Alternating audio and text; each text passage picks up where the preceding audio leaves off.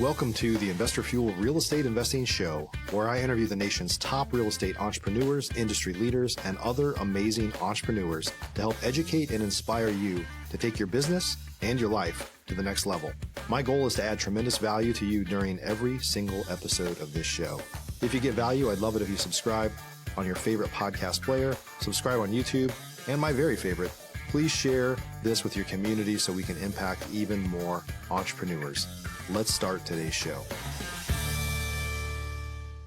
Hey, everybody. Welcome back to the show. Today, I'm here with Dallin Cottle. We're going to be talking about marketing. A couple of marketing nerds are going to be talking about how to take your business to the next level. The timing is pretty good. We're recording this right near the end of the year here. So by the time it comes out, it'll probably be early January. Perfect time to kind of get your bearings straight, if you haven't already, on what you need to be doing to market your business and get to the next level. It's going to be a great show. So Dallin, welcome to the show, buddy. Thank you. Thanks for having me. Yeah, excited to have Dallin here. By the way, he just joined Investor Fuel as a sponsor and has a fractional CMO business, kind of a marketing agency. So excited to talk about marketing today. Hey, before we jump into this, tell us a little bit about your backstory and kind of how you got here. Yeah. So got a political science degree, thought I was headed to law school. I took this random job at an advertising firm here in Utah, and I just loved it. I was like, wow, this is really interesting. Like the psychology and understanding, big data sets and understanding how people voted and how people behaved in certain, situations, like taking all that behavioral science and applying it into this marketing job, really fueled my growth. And it's all I did. I just ate, slept, market, it was everything. And so that I was there for about a year, getting so many insights. My job was to basically look at spend on paid platforms and analyze those budgets and find waste. So I would go in, audit a Google ad account or PPC account and find, okay, we're wasting 76% of our ad spend in these areas. Let's switch the budget over. Let's find the conversions and let's make some money together. So that was my primary job, just figuring that out. That took me, to a point where I was like, wow, this is great. Looked around me and saw that this is probably the end of, or this is probably about as high as I get in this company right now.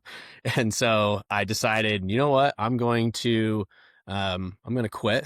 And so I did. And then I told my wife in that order. So that was a mistake, but I learned that the hard way. So quit. Told my wife, came home, and then Googled how to start a business. And that's kind of where, where Roar started, was basically a Google search, figuring out what an LLC was 8 years ago. So yeah. The modern day version, you just ask your AI how to start a business and it gives you everything you need instead of a simple Google search. It's easy now, man. It's easy. 8 years ago, it was a different game. It's easy to get a document, but you still have to do the work, right? That's right. That hasn't changed. Yep. So let's talk about, marketing. One of the things that I love about marketing in the real estate space specifically is there's so many people that are still like, winging it. Even some people that are operating at a high level, they're really not very scientific about marketing. And if you're a marketing guy, we're both kind of cut from that cloth. Is like, just like you said, your first job was cutting waste and stuff like that. A lot of real estate investors, or even probably honestly all small entrepreneurs, would just say, if there's that much waste, they would definitively say that doesn't work and just stop doing that altogether, instead of like, well, the way you're doing it isn't working, but doesn't mean you need to scrap the whole channel. Exactly. Right. So maybe share some thoughts on, just like you work with some high level operators, and I have too. Just talk about like the mindset of a larger operator versus maybe folks that are kind of smaller, that kind of like, quote, try stuff, but they quit or they give it a half-hearted attempt, or they try to do it themselves without any expertise or what. Just kind of talk about that dynamic of the high level operator versus the everyday operator, if you will. Yeah. No, it's really interesting, because let's just take an example, like let's say PPC or Google ads, right? What's the high level operator, sits down, they create their annual plan, they create the quarterly rocks, and they say, we're going to launch, let's just say they're going to launch Google ads, right? It's maybe say they've never done it, or we're going to double budget on Google ads or whatever it is, right? So there's that kind of, part of marketing, right? It was just like setting the goal and just like saying we're going to up budget or whatever, and that's great. Yeah. The difference between I guess the mindset of the high level operator and somebody who's just like be like, what can you do for $1,000 on PPC? Like that person is like, how can I just go as cheap as possible? I don't really quite understand how it works. The high level Yeah. operator is saying, hey, I need to spend 80% of my budget on things that work, but I understand that there has to be some sort of test budget. And I don't know Yeah. if, I mean, as part of this recording, what's December 23rd today. So like Google released some algorithm changes just with Google ads not too long ago. I mean, weeks ago, right? And in those changes, we noticed that when someone types into Google, like we're all seeing it now, the AI search results. Well, guess what happened to all of our click-through rates? They dropped in half. So the high level operator says, okay, somebody might say, well, oh, Google's not working anymore. We got to go do more direct mail, right? It's like boom, boom, boom. And they just start cutting things out really fast. The high level operator says, great, all my competitors are now seeing a 50% drop and I got to go crack what this is. And so they're going to go deeper and they're going to figure out and split test certain things, longer tailed keywords and different things to figure out, well, how do I get that real estate back while everyone else is, crying that they're not getting it, Right. and they just stick to the strategy and they see it through. So, Yep. Yep. And I think, one of the differences from my experience is higher level operators, and this is in every industry, are trying to find reasons to spend more money on marketing because they like, if you understand for every dollar you put in, you get back X, and X is, you know, a decent number. Like, let's just yep, say 4X or above. We tell people on the marketing, for real estate marketing, because you have a lot of other expenses, but yeah, if you're getting a 4X ROAS, which by the way is a 400% return. I mean, when you put in a dollar and you get back four, yeah, like keep going, right? Keep going. And just correct.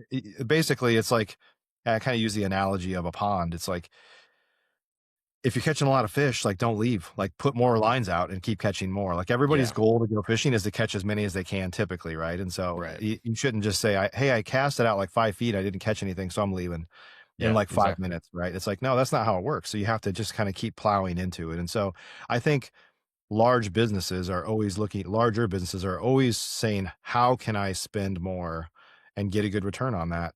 But a lot of Right, smaller entrepreneurs, including real estate investors, are like, how can I spend the least and get something out of it? And it's like, right. you have a job, then you don't have a business. You're not going to really be able to scale that. Right. Yep. And I mean, I go back to like that mindset though, too, of like the most people, when big changes happen, when Facebook says you can't target, these things anymore, like there's the Mhm. restricted categories or whatever it is, so many people, and I'm part of so many different marketing communities. Everybody's like, oh my gosh, nothing works anymore. And like, you hear all of this complaint. And I'm like, I just spend that whole energy of saying, these are just perfect opportunities for growth because now you have the whole market that's struggling to figure out how this is going to work now. So all you have to do is just test faster and get to the top. And you just Right. create so much more opportunities every single time there's a massive change. So I like look forward to the change because it just means that me and my clients get a win. So Yeah. It weeds out a bunch of people that are on the sidelines crying about it. correct. Yep. Yeah. Because the truth is all these ad platforms, they always figure out, they have to find a way for people to win. I mean, Exactly. otherwise they'll go They want you away. to Like win.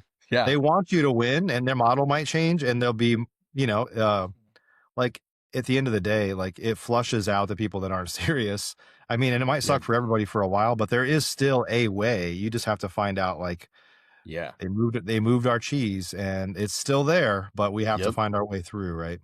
Yep. And the good news is for someone who maybe isn't a really high level operator that's trying to crack into a market, those are also the opportunities as well to say, when there's those little gaps that happen, now you have an opportunity to step in and split the difference and be there, right? Yeah.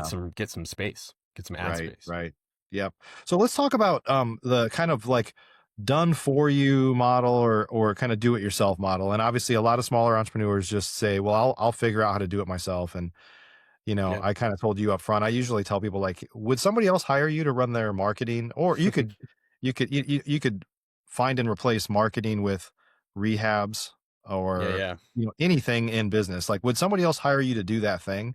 And if Right. not, why did you hire you? Because Yeah. you're never gonna be as good as somebody that's all they do, right? But Right. I think a lot of small businesses try to figure out a way to do everything themselves, which is kind of the definition of staying small, honestly, because Right. you can't scale your own time up. But just talk about that, the benefits of kind of working with somebody that knows what they're doing, Yeah. Yeah. versus just trying to keep it in-house.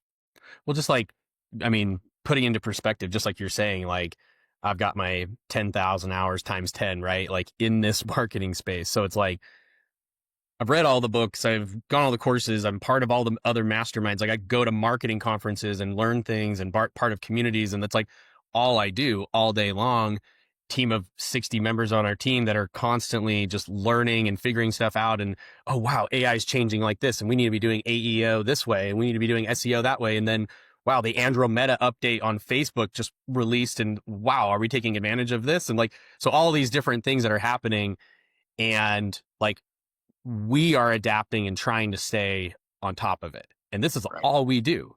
So someone who's running an operation, or, let's just say you're a really good real estate investor, but you're also doing marketing. Like there's Mhm. no way that you can split your attention on all those different things and be good at them to a point where Right. you can compete and beat the market. Right. Yeah. Yeah. Um, so yeah, it's interesting that, and I think that's where it's like, do it yourself. I think the tendency is like, I want to save money. Like I don't want to go spend money and, overinflate and try to get all these different people in the mix or whatever. Or I'm going to go cheap. I'm going to go hire a marketing coordinator for this amount. Well, I always say, even when I hire employees, like you hire a video editor. Let's just say, you have a video editor that's like, oh, well, they're really cheap. They're over in Egypt or Pakistan for $4 an hour. That's great. Well, I've noticed that the video editor that maybe 5, 6 times that actually edits faster.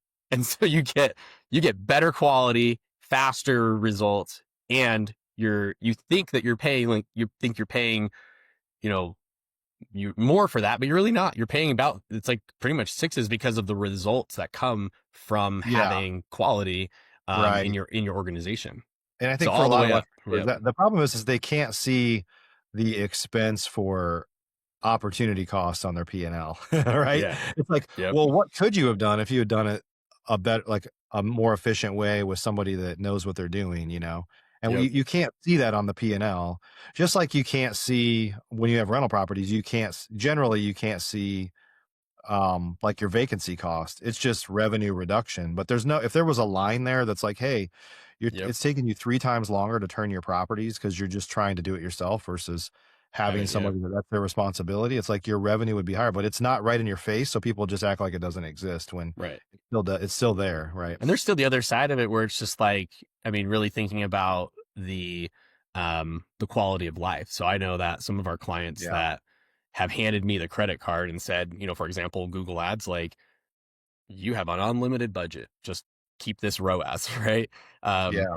and literally hand the credit card so that they can go on the family trips and the vacations. And like the reason why most people get into real estate is to create freedom and to create like passive Yeah. income and to create freedom for themselves. And so doing a job that you don't love, where you'd rather spend time with your family, that's a huge other side of it. Like the talent and the marketing and all that stuff and getting the results is great. But the other side of it is like, what do you really want? Like, what do you really want to do with your time and that freedom you're creating? You're just creating another position, another hat to wear in your company. So Yep. Yep. And like you said, these things constantly change. Like I'm a founder of Investor Machine, direct mail company, but direct mail has been around for a billion years. I mean, but it's not necessarily the mail. Sometimes it's the piece, sometimes it's yeah, the copy, but it's often the list, like, and the right. data and the ways to get the data, and now using AI and machine learning to kind of refine the data. Like Yeah, that's where the evolution is, not necessarily in like a letter or the stamp or whatever, right? And so yeah, people will say, well, I know how to do this thing. And it's like, yeah, but that's changed a lot. And yeah, certainly yeah, pay per click and so all online advertising, everything with AI, like things are constantly changing. So like the average person that doesn't do that for a living can't realistically keep up with the evolution and all the Right. changes going I on. mean, And even you take some of you take something like a radio ad or something like that, right? Where it's like, oh right. yeah, we've done this forever, but it's like if you're not constantly changing the messaging, the content, like it gets stale, it gets dry. And so having somebody that understands the brand, the message, your target market, your area, being able to Yeah. talk like, hey, we're local here in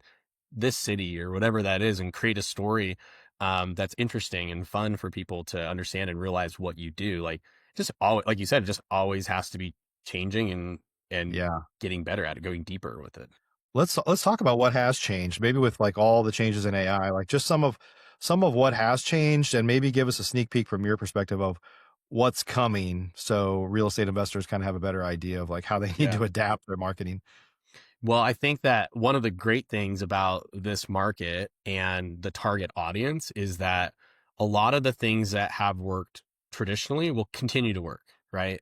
They will continue to, TV will continue to work, getting attention like radio, direct mail will continue to work. Like you said, it's going to be more about the little strategic advantages within each of those segments, right?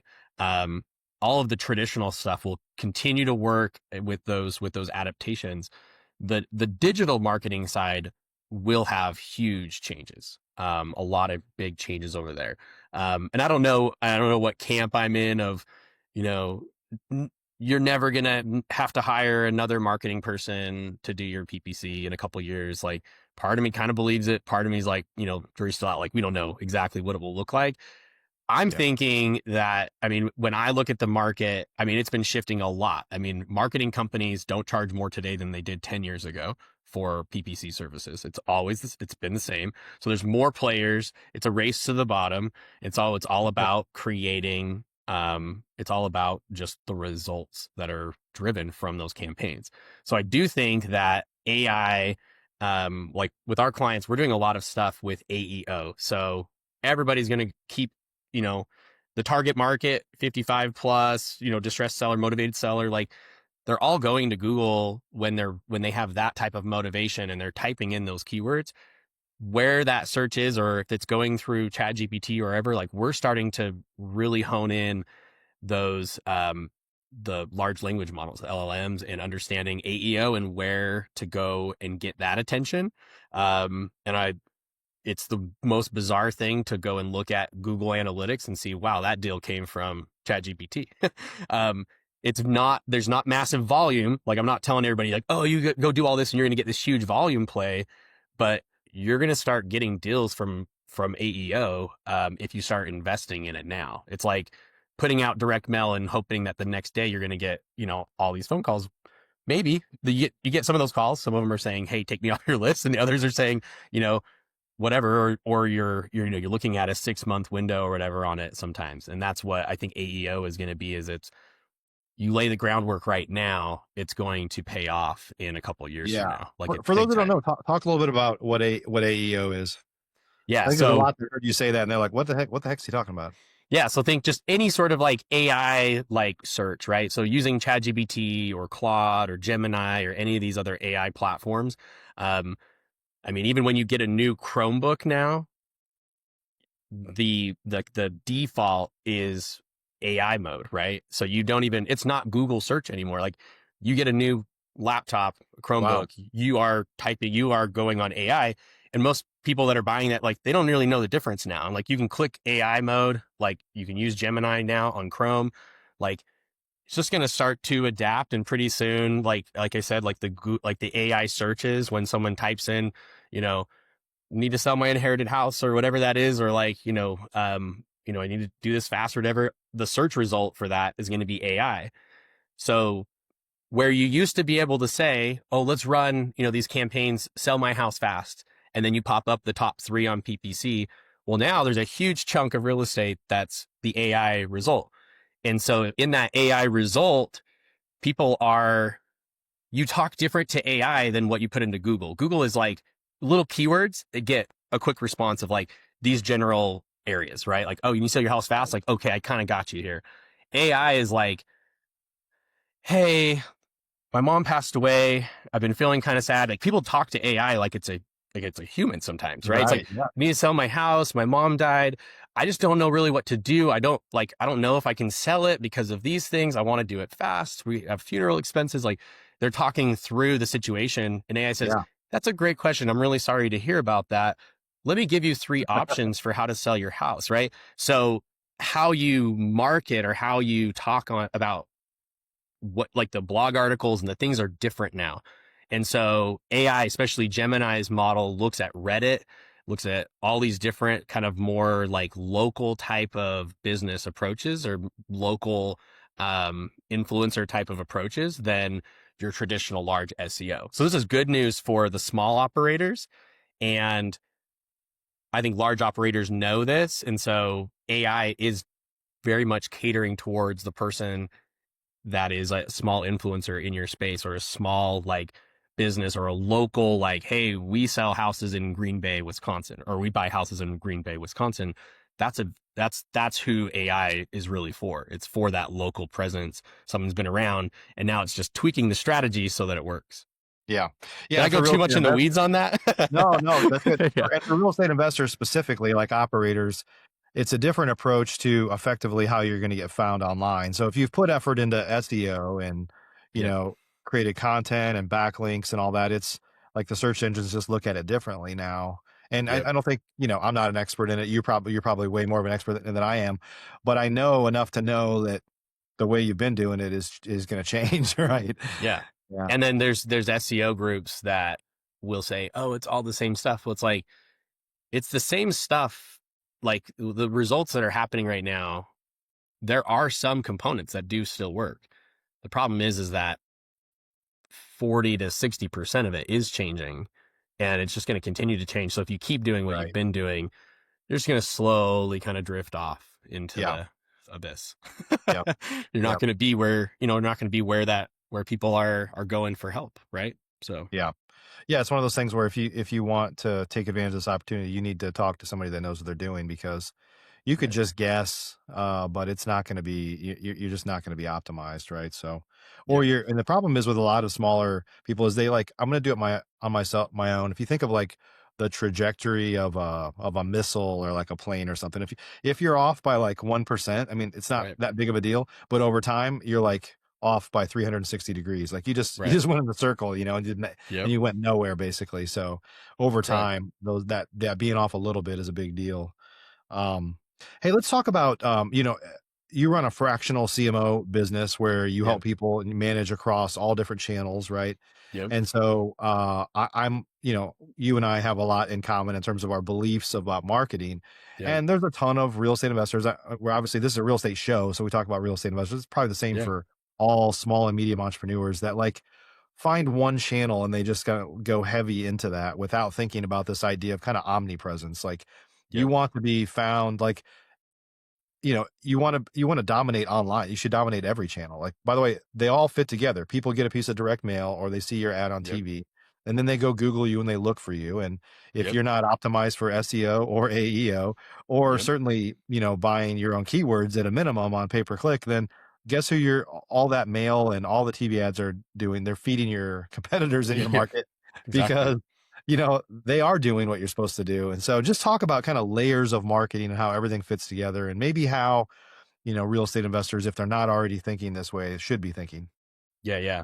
Well, I loved your like baseline, like, hey, are we doing this right? Like, basically a 4 row ads is a great measure, right? To say, okay, are we doing this right? So, um, you know, usually you start with a channel or two, and you start doing that, you start getting traction, you make relationships with agents, and you kind of work your way up until the point where it's exactly what you're saying. And so when we're looking at overall strategy from TV, radio, SEO, AEO, Google Ads, Bing, Yahoo, should I say this, Reddit?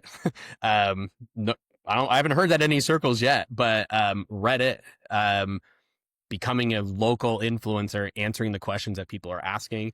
You start looking at all these different channels, and it's exactly what you're saying. So like your TV ads will increase the people that are searching, right? Will increase your Google. Running Google ads will help your SEO. Your SEO will help provide insights for your Google ads, like when people search and they go to your website, then there's a whole branding play of making sure you have reviews on Better Business Bureau and like, you know, on your Google My Business like profile, having reviews there, and like building reputation is also a key. And there's the social proof, and like, it's never just one strategy that will help win a market. If you want to Yeah. dominate a market, you have to go broad, and you have to do it strategically in testing. You know, a lot of people, they say, well, I'll just start small with my direct mail. So they'll send out what, 2,000 mailers, and like, how long is that going to take to get a deal? Like, you're 8 months in, maybe, but your volume is so low. The same goes with PPC. The same goes with your TV ads. The same goes with all those. You have to have enough. You have to have enough oomph, or enough, depending on the Yeah. market size, to actually saturate it enough to get the attention you need to convert. So a lot of people think, Right. well, if I spend this, then I'll ramp it up as soon as it works. That's not the Yeah. case. So it's being strategic with a strategic budget, picking a channel, getting it to the 4 ROAS, and then picking the next one, maintaining it and getting better at it, and just keep adding those channels as much as you can throw back into the marketing, the better your chance of growth, right? Yeah. Yeah. I think, and having the mentality of like, what is it going to take for me to make this work, instead of like trying to find a reason to stop doing stuff as soon as possible. Because quite frankly, there's only a handful of major channels. Like, if it doesn't work, you should be freaking out a little bit. Like, how do you make it Yeah, work? Because like, you need it to work, right? correct. Yep. Yeah. I think, the guidance I typically tell people is like, look, don't go into, I usually say you should, this is my advice. You might think differently. Is like, look, you should Yeah. have a foundational channel that brings you at least 3 to 5 deals a month. Like, you don't have to start diversifying until you're spending enough to do that. Maybe a little bit, but you shouldn't Yep. go into any other channels until, you have some foundational channel that's getting you at least a few Yeah. deals a month. And then I'm like, don't go into a new channel unless you're prepared to spend enough to get a deal a month through that channel, whatever that is. Maybe it's 5, 6, 7 grand. Like, it depends on the Yeah. market you're in, of course. And unless you're willing to stick with it for 6 months, and risk Yeah. not making a dime from it. Because what happens is people go try something. Like you said, they'll spend enough to get a deal every 4 months, and they'll try it for 2 months, and they don't get anything. And they're like, yeah, that doesn't work. And it's like, well, Yep. why would it have worked? You didn't do what you needed to do to make it work. Right. Well, I mean, yeah, putting on my fractional like CMO hat, what's also interesting about that is that sometimes, and this is the way we think as fractional CMOs, is that how you answer the phone from a direct mail piece sometimes is really different from what the intent is on Google or another channel. So Mm. Yeah. if you treat every channel exactly the same, and you say, well, here's our, here's our conversion rate over this period of time for this channel, and you apply that same philosophy to another channel, and the follow-up process and the nurture sequences afterwards, like doing the same thing for Google PPC and the same thing for cold call leads, those are very, very different follow-up sequences. The Yeah. quality of the lead, the type of lead, the motivation of the lead. And so as like CMOs, we're looking at that motivation. We're listening to those calls. We're understanding, okay, yes, that goes into our long-term nurture. This goes into this nurture. This goes here. Yeah. This Yeah. one needs to be called every day, 3 times a day, nonstop, until they say, here's our keys.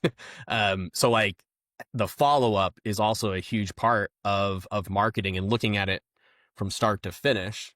We're really ingrained with our clients, like acquisitions teams, the lead managers, really understanding marketing. It's not just like, hey, we send a bunch of leads over, like cross our fingers, hope that it works. It's like, no, we want to understand all the way to how much money do we make on each of those leads, and Yeah. what is our ROAS? Yeah. One of the things I love about your model, and why people should think about, you know, working with somebody like you, is you look across all channels. And so I have a lot of friends that own agencies, so I'm not knocking them, but if you run a pay-per-click agency, and then you do your direct mail over here, and then you do this other thing over here, like, if you're not getting all those people together to talk, which nobody does, Nope. then how do they know? Like, nobody's looking over your business overall to say, how can we optimize the channel we're doing based on what other channels are going on, right? They're just, Yep. people are just kind of making it up and expecting it to all gel, but like, why would it? It's almost like you would never go, you would, it's the reason people have a GC, or the house needs to be GC'd when they rehab a house. Like, Yeah. if your electrician's not talking to the framer and they're not talking to the HVAC guy, like, they're stepping all over each other. Things take longer. Nothing gets done right. It ends up costing more. Right. I mean, Yeah, it makes sense when absolutely. you explain it that way, but marketing is no different. Right. Right. And sometimes, and then also just having somebody in the seat that, I mean, whether it be a fractional CMO or just a high level marketer inside of your company, Right. somebody that understands when the vendor says, oh, that's just kind of how it goes. And they're just like sending over these metrics sometimes or whatever. And there's been more than 100 times I'm like, no, I understand SEO. Like, that's not right. So you Yeah. guys need to fix it. So Right. being able to speak the language, but also being like, hey, I know you have some bonus spots on your, let's get some bonus spots. Like we've had some low lead volume on radio. Like, come on, right? Like being able to know the space and know different channels and what levers to pull and how to get more bang for your buck, but also, yeah, how to build the relationships. I love building the relationships with the team, or even building the in-house operators, like being able to manage the team members and being able to take that off of the, CEO and founders of the companies, being able to help them free up time with expertise and build a culture inside of that marketing department is also Yeah. a really fun part, just building it in-house. So Yep. Yep. Awesome. Hey, Dallin, if folks want to learn more about you, or maybe to work with you, or learn more about what you do, connect some way, where do they go? yeah, go to roarcmo.com. So roar like the lion, or here on my hat, roar CMO, chief marketing officer.com. So, and you can schedule a strategy call with me and my team, and take a look, do some audits, take a look at what you're doing and see if there's anything we can do to help. So Awesome. Sounds good. Thanks for joining me today. Good to see you. cool. Thanks, Mike. Appreciate your time. Yeah. Yeah. Thanks, Everybody, guys. thanks for joining us today. As we're recording this right before Christmas, but it might come out in early January. Nonetheless, it's kind of, the new year is here, for sure. And if you're not doing things differently than, you have in the past, then you're not going to move forward. And I think Dallin and I both believe very passionately about marketing. It is the fuel for your business. It's what fuels your business forward. It's literally the gasoline you put in your tank. And so if you're about to drive across the country, like, you need to have a clear plan of how to get there, and you need to make sure you get gas along the way. Otherwise, you're going to stop in the middle of nowhere and get stuck. And we don't want that for you. So appreciate you guys. Hope you got some good value from today's show. Happy New Year. We'll see you soon. Thanks for joining us for today's show. You can learn more about the amazing benefits of the Investor Fuel Mastermind community, including surrounding yourself with hundreds of other rock stars, 100% financing on your deals, and members-only discounts from vendors you're likely already using that, as a member of Investor Fuel, will save you more than the cost of your membership. Visit investorfuel.com to learn more. You can also check out the show's notes for access to free resources, how to get access to world-class lead generation, and even how to work with me directly one-on-one. Don't forget to subscribe so you never miss another episode. See you on the next show.